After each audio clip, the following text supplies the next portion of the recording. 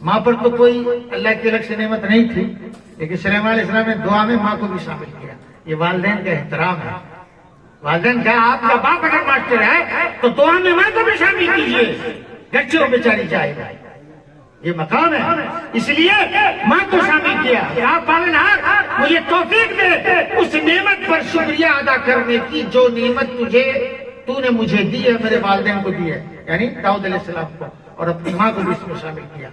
مفسرین نے لکھا اللہ تعالیٰ جب کسی کو کوئی نعمت عطا کرے، حسن کی، صحت کی، مال دولت کی، جائیداد کی، پراپرٹی کی، علم کی، کوئی بھی نعمت اللہ عطا کرے تو 3 کام کرنا چاہیے۔ سب سے پہلے شکر بھی 3 طریقے سے ادا ہوتا ہے۔ زبان سے، جیسے کھانا کھایا تو الحمدللہ۔